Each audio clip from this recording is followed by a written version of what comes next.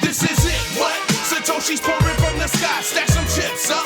No fear of missing out, about to dip and flip, what? Now pump it up and double up is what we hit, what? This is it, what? Satoshi's pouring from the sky, stash some chips up. No fear of missing out. Hey guys, this is Daniel and Lauren sitting in for 21ism today, and hosting Richard James, the filmmaker, made the film among other films, but the one most interested, the Bitcoin community, Hard Money. Richard, hey, welcome, and thanks for spending the time. Hi Daniel, thanks very much for having me. Hi Lauren, I'm glad to be here. Hi. So Lauren, do you want to ask Richard the first question about the film he made? How many people helped you with the movie? Helped you with the movie? That's a good question. Actually, it's sort of got two answers. Like, just myself is kind of the short answer, but the longer answer is countless people within the Bitcoin community, because I made the film whilst we were sort of locked down, when we're still locked down with this virus. But most films, you would be traveling around, meeting people, trying to collect material. Whereas for this one, I just made a point that I wanted it to be something I could do on my own from my desk. I wouldn't have to leave home. And so I just collected as much material as I could that was already available. So I kind of pieced together a story using different podcasts and interviews and lectures about Bitcoin and about money that I found on the internet. And then I pieced that together with some music and some videos that I found. All of it just comes from what I found online. So it's a bit of a collage of all sorts of things. I think that really at the bottom of it, all you're trying to do is tell a story. And I think the reason that works is that when we learn things, it's not just absorbing the content of the information. It's like our emotions and the way we react to things, and that helps us learn. And so certainly for me, that's how it works. And so I sort of tried to piece this story together, and I think for me, like I worked hard on it and fiddled around with it, and then you sort of get this feeling sometimes when it's like an emotion. You can't quite describe it in words, and I guess that's obvious, because if you could, then you wouldn't need the video or the music or the sound effects or anything. But it's like you get this feeling, and the sort of little hairs on your arm or on your neck stand up, and it's like this emotional reaction.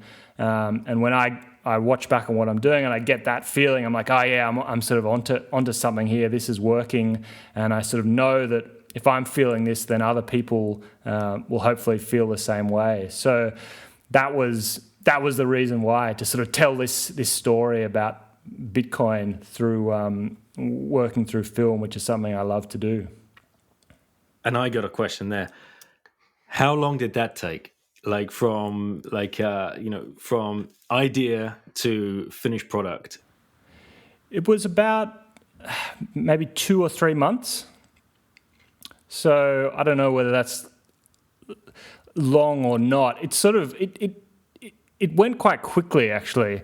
It was hard work. There's a lot of work went into it in terms of hours, but doing the project in that way, where I was kind of just it wasn't really a collaboration. It was just me. That made the thing flow quite quickly. So it went from concept to finished product in a short amount of time span. And you recognized some of the voices, didn't you, in the film? Yeah, I think I recognized 1 or 2. Yeah, Safe's voice you recognized. Yeah, Safe. Yeah. Yeah, Saifedean, he was sort of he is kind of the main character, I suppose, because I think it's his book, The Bitcoin Standard, that has the biggest influence on the film, and it really sort of tells that story that and reinforces the argument that he put forward in his book. Yeah. So, I mean, the power that Bitcoin, once it gets into you, like this fundamental kind of calling that you might feel, or like this.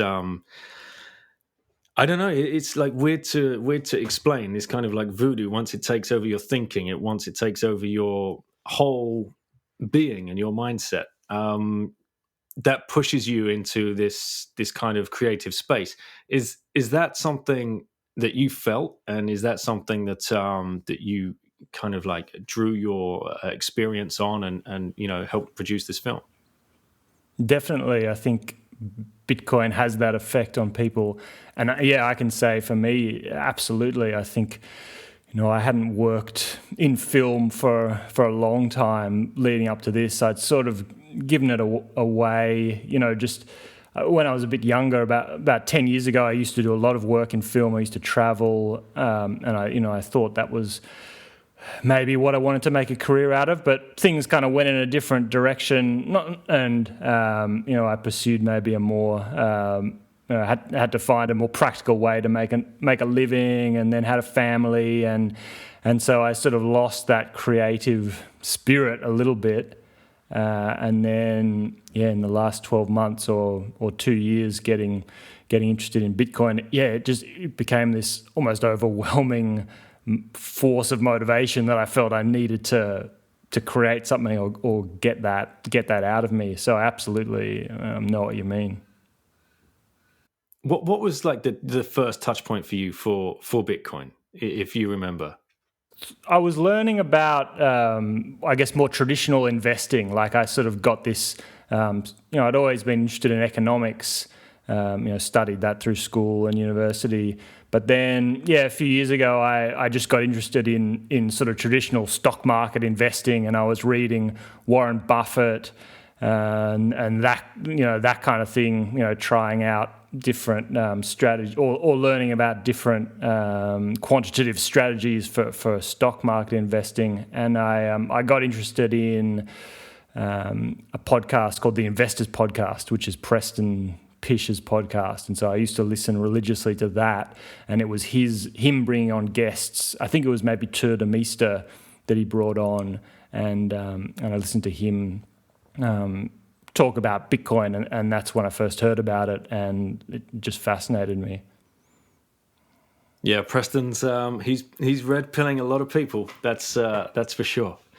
Yeah, it's been interesting watching his own kind of journey from just being a value investor to being a real advocate of Bitcoin. I guess I've sort of been following on his coattails a little bit. He was one of the voices as well in the film, which was absolutely a nice touch. How did you find all of that? Like, did you just use like favorite podcast episodes, or like explain to the listeners how you managed to put all this content? How did you choose it? Why did you choose it? How did you come up with like the flow of the film? Yeah, it's a good question, and there wasn't really a well thought out process to it. I mean, I listened to hundreds of hours of podcasts, and there's so many good podcasts related to Bitcoin nowadays. And I think, but when I started the project, I didn't have anything documented or noted down. I guess I had subconsciously put together this narrative that I wanted to tell. I had a vague idea of the topics I wanted to cover and the path I wanted to take. And so then it became quite laborious, because I was like, I remember someone, Seyfriedin said this or Preston said that. But then I sort of almost had to go back and re-listen to all this stuff. And if someone would, so I just upped my podcast listening to quite a few hours a day, 1.5 speed. And then if someone hit one of those points that I thought fit into my narrative, I would screenshot the time, and then I'd go back and pick it out later. So yeah, the first step was just getting this general story together, and then it was the nitty-gritty of going back and finding the actual quotes that put it together nicely. Like, you'd have one theme, like it might be central banking and war, or it might be time preference or something, and then You might have 5. The idea was to try and get multiple people talking about the same topic and then putting that together in a coherent story. Have to reach out and ask anybody for like permission, or did you just go for it? Like, what was the kind of thinking behind that? I just went for it. And I was worried at first when, how people would react to that, like either the guests themselves or the podcast, the people that were running the podcasts. But I suppose, from a technical point of view, I'm not selling the film. It's not a commercial project. So, I looked into the fact that it, from a copyright point of view, it does just fall under educational purposes, I guess. And you're not ripping something off. You're just taking little snippets here and there to sort of tell an educational story. So I figured that even if people didn't like what I was doing, there was sort of nothing. I didn't think there was anything untoward about the process. And then when I sort of finished the project and reached out to everyone, because it was sort of out of the blue, because none of these people I'd met or spoken to before, and the reaction was really positive. Everyone seemed to be really happy with what I was trying to do and supporting the project, sharing the project. So I think that's the beauty of the Bitcoin community, is that everyone seems to be on the same page in terms of getting that message out. Yeah, I love that you did that. I think there's probably a bunch of people out there in the space that have so much to offer in the form of whether it's writing or, putting together a project like yours, that probably are falling at some kind of like legacy mindset barriers. And there could be people out there like you, I've got this idea, but I can't do it because of, copyright laws or, I don't know, it could be sector specific laws that you're not allowed to, you're not supposed to cross, but you just went for it and made it. And I bet, have you had feedback from Preston or Safe or, Ben he starts the film, doesn't he? Ben Prentice with What the Fuck Happened in 1971. Yeah, everyone has eventually come back and given me really good feedback. Like Saifedean came back to me and said he'd watched it and thought it was really good. Preston said the same thing. He put out a post on Twitter sharing the film and saying that he recommended it, and that was a huge bonus for me in terms of getting it out there. And then the guys from WTF Happened in 1971, Colin and Ben, they were sort of the first guys that really helped me share it and get the word out. Because that their sort of take on things was a big inspiration as well. So everyone who was involved in the film eventually came back and said that they really liked it. So that was amazing for me to get that feedback. So if you've got a message to anybody out there that might be listening to this, has seen your movie, is visiting 21ism, is seeing the whole Bitcoin art collective thing come together, what would that message be? Yeah, I think, as you said before, it's just if there's any doubt or anything holding you back from creating something, then just forget it and go and do it. I think that's the main thing I learned out of this, is that if you worry about anything like that, then you can put these things off forever. So I had a window of time and had an idea and just went for it and it worked out. But I think that couldn't have happened without the year or more I spent just learning and absorbing and getting motivated and inspired. So I think you've really got to find that story, that whatever the media is, whether it's art or podcasting or writing or film, you need to find that story that you need to tell, and then you can sort of just, with enough hard work, you just let it flow out. So what's next, mate? Where do you go from here? Is that it? You've got everything out of you, what you needed to get out, or is that now just relit another fire? Yeah, unfortunately, it sort of lit another fire, and I sat back and relaxed for a few weeks, and then I realised that I was getting bored and needed to do something else. So I'm working on another project at the moment. It's actually getting close to being finished. It's a documentary about, I guess it's about like anarcho-capitalism and libertarianism. It's sort of based on Murray Rothbard's work, and it's almost like a prequel to the Hard Money film because it talks more about the state and the government and the nature of that institution, and leads you up to the way they have a monopoly on the production of money, and that's kind of where it ends. And Hard Money picks up the story from there.